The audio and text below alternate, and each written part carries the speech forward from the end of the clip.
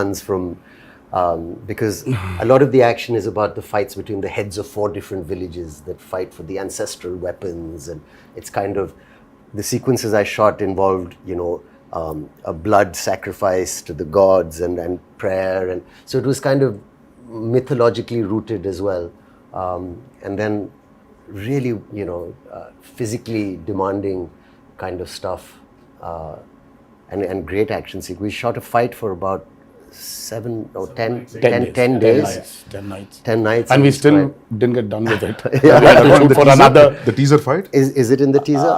Yeah. I think it's a highlight. I think it's when you see Saif sir's glimpse. Yeah. Part of the glimpse. A part of the glimpse has got that action in it. Yeah. But the running bit? The running bit is also there. That was shot in. But the mixture of shooting live in the Goan forest, some amazing locations you found, and patching that up with studio, you can't even see technically how it's done. Really well pulled off. Would you rate this as one of your physically most enduring movies you've been a part of? Yeah, I think it's been one of the most demanding films for sure. And as there's a heap of weapons stuck to one mountain kind of thing. The special shot on that. So is it too much of a reveal if you talk about that? No, I mean it's not a big reveal, but there's a lot which we've placed a lot of the story on that as well. There's no deity worship, so there is no belief in God as such. So what they believe is in steel, the ancestral steel. Like Conan, they believe in. So set in mid-century this is. This have you said what time it is? No, it is in 90s. 80s and 90s. This is set in I mean like a little bit of the early 80s and the early 90s or the late 90s. Okay. So it's an 80s and 90s. But a very remote place. But a very remote place where I mean I see there are a lot of villages still, especially in South India also. I think it's there in North as well.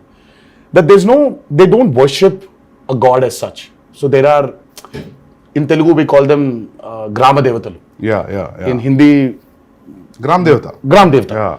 So it's like that. So they worship their ancestral weapons. Yeah. So there is no deity worship as such. So for them, that weapons are the most precious. Okay.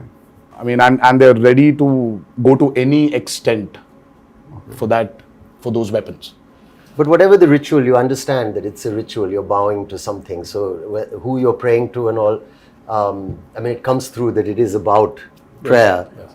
And like a kind of tribal group, people will connect emotionally to everything that they're going through, because the basic drive is the same, whether it's greed or it's power or whether it's wanting to be the strongest or to control it.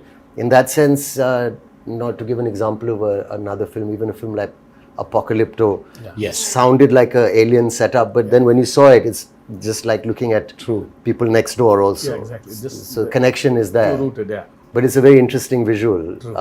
The costumes that we wore, the clothes were really basic, and it's almost like tribal pirates, in a way. Exactly. This movie.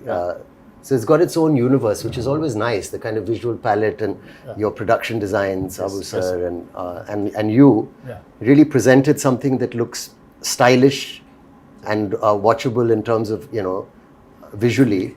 And at the same time, emotionally, it's got the strongest score ever, because it's about all these basic emotions like fear and power and revenge. And, I think today audiences, they're liking when you actually take them into a very fictitious world.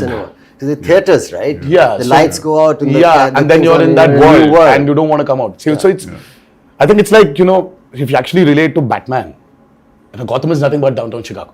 Or it's Chicago. Yeah. But it's Gotham. Yeah. So I think there's